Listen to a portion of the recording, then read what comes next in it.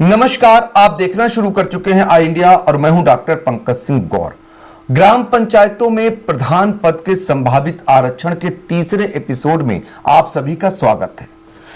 और हमारे साथ परिचय फिर से करा देते हैं अमित भदौरिया जी, जो हाई कोर्ट के एडवोकेट हैं। दूसरी तरफ राजनीतिक विश्लेषक लाल सिंह यादव जी हैं। चलिए बिना देरी किए हुए पहले आप सभी दर्शकों का बहुत बहुत शुक्रिया कि जो लगातार आप देख रहे हैं और बहुत सारे कमेंट कर रहे हैं। हम बहुत सारे आपके कमेंट का जवाब नहीं दे रहे हैं, उसके लिए माफी चाहते हैं, लेकिन हम आपको बहुत सारी जानकारियां उपलब्ध कराने के लिए कटिबद्ध हैं। तो ये जो पैनल है फिर से आज बैठा हुआ है, बहुत सारी जानकारियां देगा, साथ ही आपको बताएगा 5 जनपदों की 6 ब्लॉकों की कई ग्राम पंचायतों में संभावित आरक्षण को लेकर। लेकिन उससे पहले ये पैनल आज आपको बताने जा रहा है जो कुछ चलता है ग्राम पंचायतों में उसके लिए आपको सचेत करेगा और आपको जागरूक करेगा। वो सबसे बड़ी बात जो आप भी देखते होंगे कि आजादी के इतने सालों बाद महिलाओं को सशक्त बनाने के तमाम दावे होते हैं, तमाम कानून बना दिए जाते हैं, लेकिन हाल क्या है आप देखते होंगे। ब्लॉकों में काम कौन करता है? महिला प्रधान जो होती है, निर्वाचित होती है, उसका पति या उसका प्रतिनिधि। तो ऐसे में आप भी जागरूक होइए। इसी जागरूकता को लेकर महिलाएं जो सशक्त होनी है उनके लिए ये पैनल पहले से ही बताने जा रहा है कि आपके यहाँ जो संभावित आरक्षण क्या है। पहले से आप तैयारी करिए, किसी की बैसाखी के सहारे न चलिए। तो अमित भदौरिया जी, आप भी मानते होंगे, आप तो ग्राम पंचायत चुनाव को लेकर बहुत जागरूक हैं और पहले भी हम आपसे चर्चा किए थे।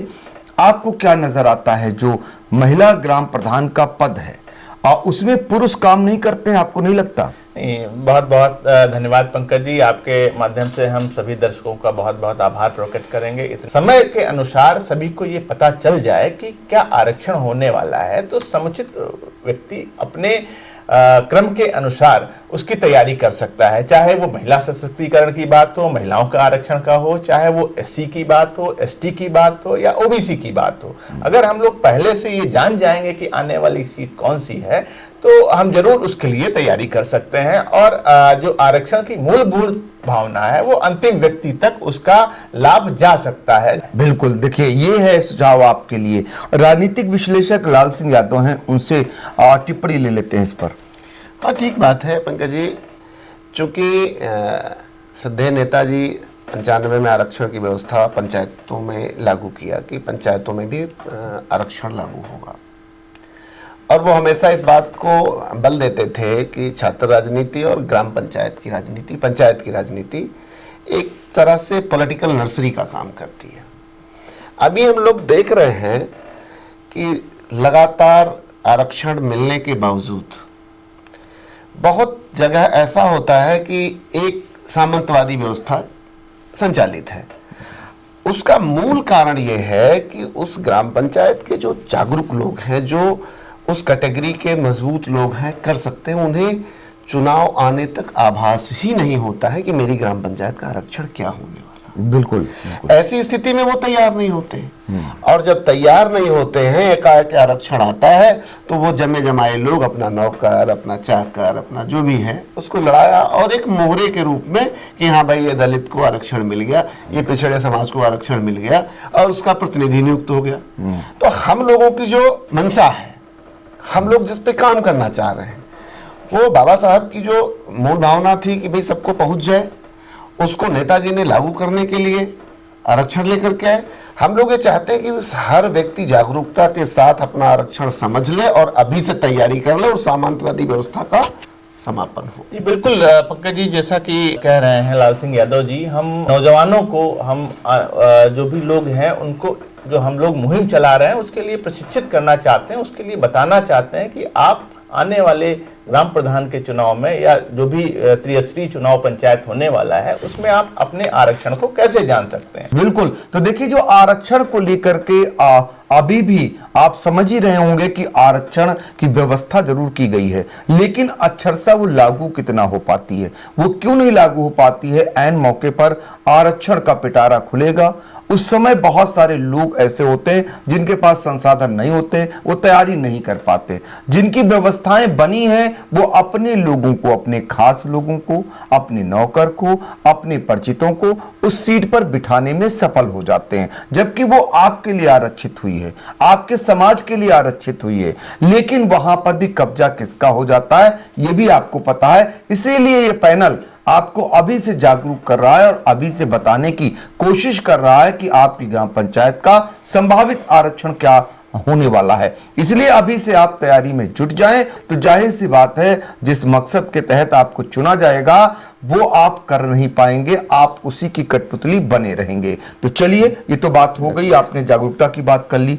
अब सीधे उसी प्रश्न पर आते हैं जो जिसका दर्शक इंतजार कर रहे हैं कि और आने वाली ग्राम सभा में हमारा आरक्षण क्या होगा, संभावित आरक्षण। के आज अमित जी आपके पिटारे में कौन कौन से जनपद हैं जरा बताइए। मैं सबसे पहले सीतापुर का पहला ब्लॉक जो है वो ब्लॉक परसेड़ी है। परसेड़ी का ग्राम ग्राम परसेंडी है। परसेंडी का जो ग्राम है उल्जापुर के एक सम्मानित व्यक्ति हैं पप्पू सिंह जी, पूर्व प्रधान भी रहे हैं, उन्होंने फोन भी हमें किया और जो 2011 के जनगणना की लिस्ट थी उन्होंने उसको भी भेजा। तो हम उन्हीं की लिस्ट के अनुसार उनको बताना चाहेंगे, जैसा कि वो समझें और उसको और अक्षर सा निकाल पाए। देखिए, जो उल्जापुर की कुल जनसंख्या है वो 2231 है। परसेड़ी ब्लॉक में जो टोटल ग्राम पंचायतों की संख्या है वो 83 है। 83 में अगर हम रिजर्वेशन की बात करें तो 19 सीट जो है वो एससी की जाएंगी, 22 सीट ओबीसी को जाएंगी, 13 सीट महिला को जाएंगी और 29 सीट अनारक्षित को जाएंगी। बिल्कुल। अब हम इनके गांव की बात करते हैं तो इनके गांव की जो टोटल जनसंख्या है 2231 है। जो हमने 83 गांव में परसेंटेज आपके गांव का निकाला तो जो आपके गांव में था वो एससी का 29.09% था, ओबीसी का 38.09% है, अनरिजर्व का 32.81% है। अब जब तीनों लिस्ट आपने बना ली और तीनों लिस्ट में अपने क्रम को देखना शुरू किया तो एससी की लिस्ट में आप 83 में 65वें क्रम पे थे, ओबीसी में 57 क्रम पे थे और अनरिजर्व में 13वें क्रम पे थे। आपकी जो सीट है वो 2015 में महिला थी, 2021 में अनरिजर्व थी और 2026 में ओबीसी होगी। ओबीसी यानी उल्जापुर की जो 2026 में होने वाली है ग्राम सभा संभावित वो ओबीसी होने वाली है। कैसे? अब आपको बताएं, क्योंकि आप एससी की जो लिस्ट है उसमें 65वें क्रम पे थे। अब एससी के लिए 19 सीटें रिजर्व हैं। अगर आप जो चक्रानुक्रम है पहली बार में 19, फिर आप उसमें 19, फिर आप उसमें 19, तो 19 को अगर आप 3 से डिवाइड करेंगे तो कितना आएगा? 57। आप जो एससी का आरक्षण जाएगा वो 57 के क्रम तक जाएगा। आप एससी के क्रम में 65वें क्रम पे हैं, इसलिए आप एससी के रिजर्वेशन से उल्जापुर गांव नहीं जा रहा है, तो आप एससी से हो गए। अब हम जब अगली लिस्ट उठाते हैं ओबीसी की, ओबीसी में आप 57 के क्रम पे हैं। पिछली बार जो थी 22 सीट रिजर्व हुई थी और जो 2015 में 22 सीट हुई, फिर उसके बाद जो आगे हम बढ़े तो 44 हो गई उस क्रम की। और अब जब 44 से आगे बढ़ेंगे फिर से हम, तो अगर आप 44 में 22 जोड़ेंगे तो 66 हो जाएंगी। आपका क्रम 57 है। तो इस तरीके से आप बीच में आ रहे हैं। जो ओबीसी की लिस्ट जो गांव पूरे क्रम में आ रहे हैं उसमें 57 नंबर पे आप हैं। तो ये संभावित तौर से कहा जा सकता है कि आपकी सीट ओबीसी होने जा रही है। साथ ही ये भी हम बताना चाहेंगे कि सीतापुर के पूरे जनपद में टोटल 11 ग्राम पंचायतें कम हुई हैं।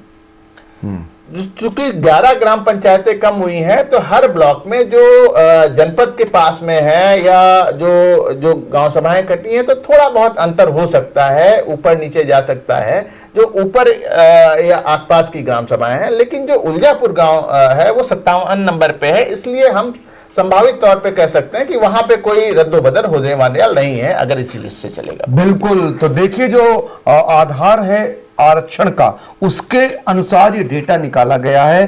परसेंडी ब्लॉक है जो सीतापुर में पड़ता है, उलजापुर ग्राम पंचायत है। संभावित आरक्षण क्या रहने वाला है ये हमारे एक्सपर्ट ने बताया कि कैसे यहां पर आने वाले समय में जो आरक्षण लागू होना चाहिए वो संभावित आरक्षण ओबीसी का यहां पर बनेगा। राजनीतिक विश्लेषक लाल सिंह यादव वो जरा सा छोटी सी टिप्पणी इस पर दीजिए और लोगों को जागरूक भी करिए। मैंने पिछले एपिसोड में भी ये बात कही थी, क्योंकि जो अमित जी ने आंकड़ा दिया है तो वो तो स्वाभाविक बात है। 57 नंबर पे उनका आ रहा है ग्राम पंचायत। 66 ग्राम पंचायतों को 66 ग्राम पंचायतें ओबीसी के आरक्षण से आच्छादित हो जाएंगी जो आने वाला वर्ष है 22, 44 और 66। तो 57 वाला जो है वो संभावित कहने के लिए तो है ही है, लेकिन मैं ये बात कह सकता हूं कि वो 100% ओबीसी ही आरक्षित हो। बिल्कुल। अमित जी, आपके पिटारे में अगली ग्राम पंचायत किस जनपद की है और कौन सी है? नहीं, अगली ग्राम पंचायत भी हम बगल के आपका एलिया जो ब्लॉक है उसके बारे में, वहां के पूर्व ब्लॉक प्रमुख अमरेंद्र सिंह चौहान साहब हैं, कई बार फोन किया उन्होंने, कई मैसेजेस भी किए और जानना चाहा। उनकी ग्राम सभा है शहादत नगर। अब शहादत नगर के बारे में हम उनको बता दें, सीधे मैं बताना चाहूंगा। अब लिस्ट कैसे बनती है वो हमने आपको बता ही दिया है। उनकी जो टोटल जनसंख्या है वो 4938 है। एससी की जो है 1625 है, 32%, 32.90%। ओबीसी की 2926 मतलब 59.90% है। अनरिजर्व जो है 351 लोग हैं वहां पे 2011 की जनगणना के अनुसार, जो संभवतः वही चीज चलेगी। प्रमुख जी आपको ये बताना चाहेंगे। और 2015 में आपकी जो ग्राम सभा थी वो ओबीसी रही, 2021 में सामान्य रही और 2026 में चूंकि आपकी ग्राम सभा 48वें नंबर पे आने जा रही है, इस वजह से आपकी जो है वो सुरक्षित रहेगी सीट। देखिए, सुरक्षित रहेगी, ये महत्वपूर्ण बात एलिया ब्लॉक की शहादत नगर ग्राम पंचायत है वहां के बारे में बता रहे थे। ये संभावित आरक्षण है, हमने बार बार हम इसलिए कह रहे हैं क्योंकि ये जो आंकड़ा है, जो आधार है, उसके मुताबिक ये निकाला जा रहा है। अगली ग्राम पंचायत जी, अगली ग्राम पंचायत हम मोहली ब्लॉक से बताना चाहेंगे। ग्राम पंचायत काटरगंज है। काटरगंज में जो कुल जनसंख्या है वो 4155 है। एससी की 35.33% है, ओबीसी की 52.75% है और अनरिजर्व 11.91% है। अब हम क्रम की बात करें तो एससी के क्रम में ये 41 नंबर पे आता है, ओबीसी के क्रम में ये 14 नंबर पे आता है और अनरिजर्व की लिस्ट में ये 36 नंबर पे आता है। 2015 में ये ओबीसी रही, 2021 में ये सामान्य महिला रही और 2026 में जो संभावित होने जा रही है ये सुरक्षित होने जा रही है। ये सुरक्षित होगा काटरगंज। अब ये हो गया सीतापुर की। अगले हम किसी जनपद में चलेंगे, उससे पहले छोटा सा एक और टिप्पणी ले लेते हैं। क्या कहना चाहेंगे? देखिए, मैं तो ये कहना चाहूँगा, जो मैंने अभी पिछले बार में भी कहा था, ये आरक्षण अगर हम जान लेते हैं, जो नौजवान तैयारी कर रहा है, अगर उसे पहले से पता हो गया कि मेरी ग्राम पंचायत का ये आरक्षण होने वाला है, तो मुझे लगता है कि मजबूती से वो तैयारी कर पाएगा। और जो जमे जमाए सामंतवादी धुरंधर हैं, उनको भी ये बात एहसास करा देगा कि अब मैं भी जान गया हूं, मैं भी समझ सकता हूं कि मेरे यहाँ आरक्षण क्या होगा और मैं आपके मुकाबले मजबूती से चुनाव लड़ने के लिए तैयार हूं। तो उनको भी पैर पीछे खींचने पड़ेंगे, क्योंकि उनको आरक्षण नहीं मिलने वाला। बिल्कुल। देखिए, ये छोटी छोटी जानकारियां जो आपको सावधान करेंगी, आपको जागरूक करेंगी। अगला पिटारे में आपके कौन सा जनपद? मैं जनपद लखीमपुर का ब्लॉक बेहजम बताना चाहूंगा। ब्लॉक बेहजम में जो आरक्षण का क्रम आ रहा है सुरक्षित सीट के लिए, वहां पे ग्राम पंचायत जो है जाम मुबारकपुर है। जाम मुबारकपुर ग्राम पंचायत भी सुरक्षित हो रही है। जाम मुबारकपुर के साथ साथ ही मुआ अर्जुन, सनिगवा, बेहजम, बरतेर, बितूरी, सुसवा, कला, ये जो आसपास की ग्राम पंचायतें हैं, जो आसपास के प्रतिशत के आसपास आ रही हैं। अगर आपने प्रतिशत निकाल लिया तो ये ग्राम पंचायतें भी आपकी सुरक्षित की संख्या में जा सकती हैं। जा सकती है, संभावित आरक्षण है। संभावित आरक्षण है। तो लखीमपुर इसीलिए का- मैं बार बार कहता हूं कि आप अपने ब्लॉक की जो 2011 की जनसंख्या की का आधार है वो आप वो लिस्ट निकलवा लीजिए, तीनों लिस्ट बना लीजिए। लिस्ट बना करके आप संभावित आरक्षण क्या होने वाला है उसके लिए आप हमेशा सजग रह सकते हैं और लोगों को सजग कर सकते हैं। अगला जनपद कौन सा है? जी, अगला जनपद हम फैजाबाद बताना चाहेंगे। फैजाबाद में ब्लॉक सोहावल है। तो देखिए, आप समझ सकते होंगे कितना समय लगता है एक एक फाइल को, एक एक डेटा को कलेक्ट करने में, फिर उसे आप तक पहुंचाने में। इसीलिए बहुत सारा समय भी लग रहा है। बहुत सारे दर्शक जानना भी चाह रहे हैं कि उनकी ग्राम पंचायत का आरक्षण क्या रहने वाला है। अब ये सारे पहले तो इनकी जनसंख्या निकाली जाती है, फिर ब्लॉक का पूरा स्थिति समझी जाती है, फिर उस ग्राम पंचायत का पूरा आरक्षण का चक्रानुक्रम लिया जाता है। उसके बाद ये बताया जाता है कि संभावित आरक्षण ये आपके यहाँ का बनेगा। और यही कारण है कि इसमें समय लगता है और बहुत सारे दर्शक चाह रहे हैं कि हर एक को पता चले। तो हम कोशिश कर रहे हैं, लगातार देने की कोशिश की जा रही है। पंकज जी देखिए, समय भी लगता है और सावधानी भी बरतनी पड़ती है। बिल्कुल बिल्कुल।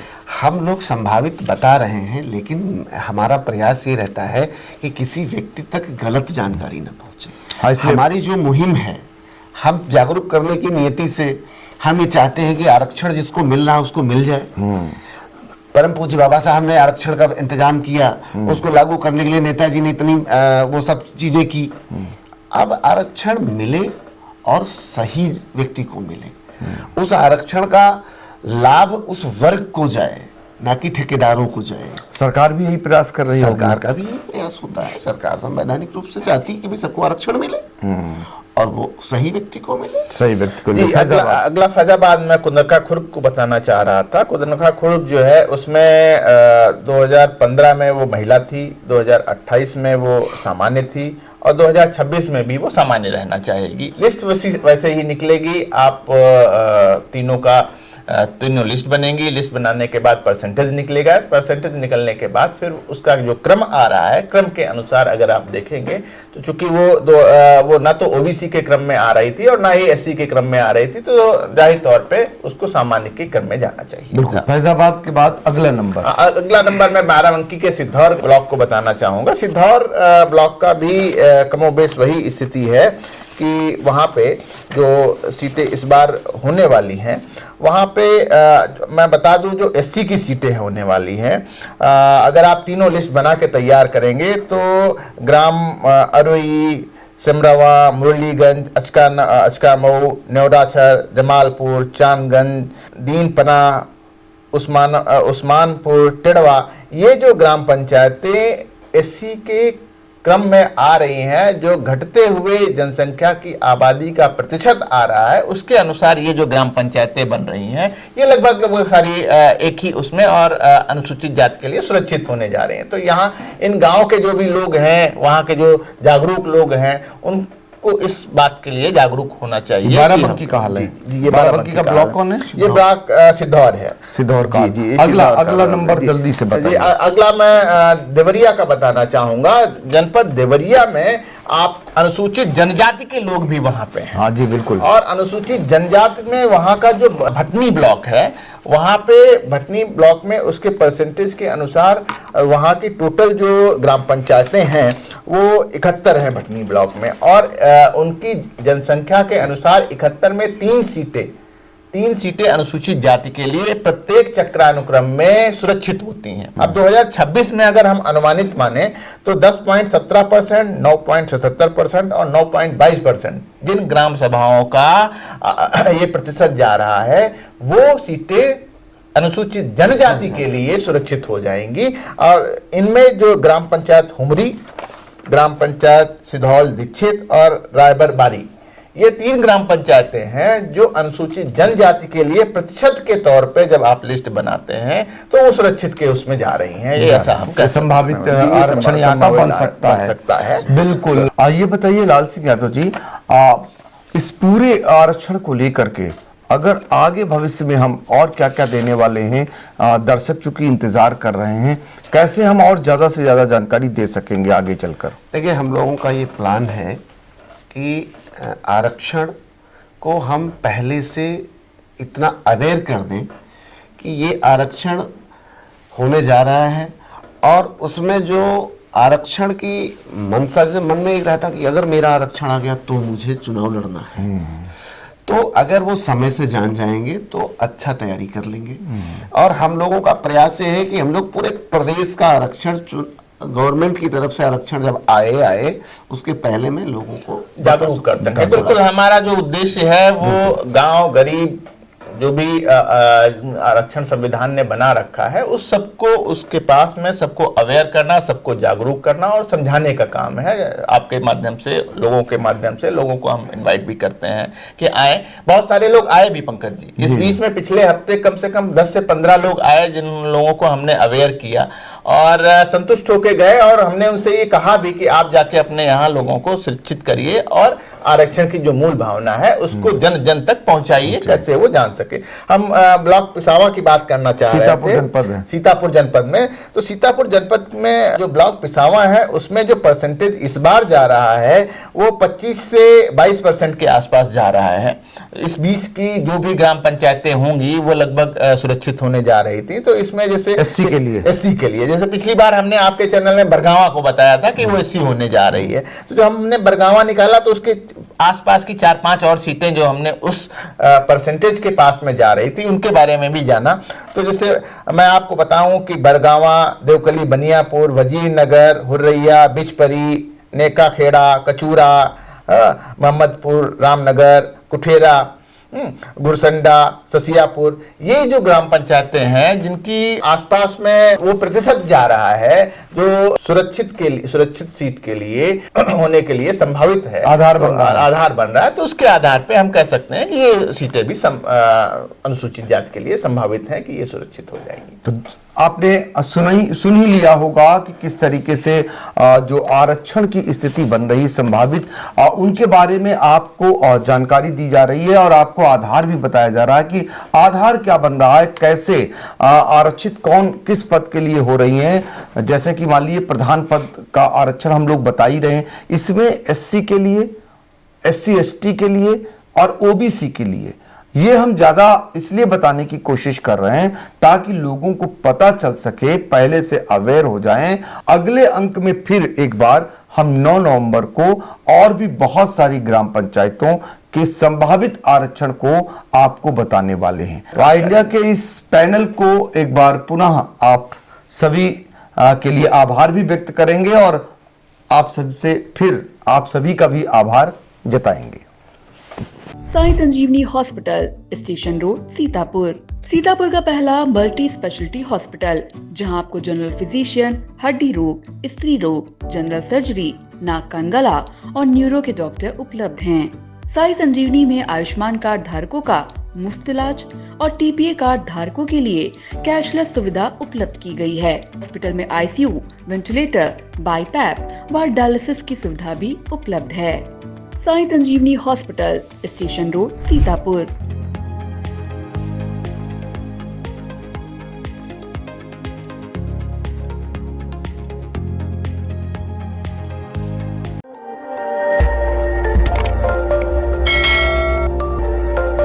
खबर आपकी, नजर हमारी। देखते रहिए आई इंडिया।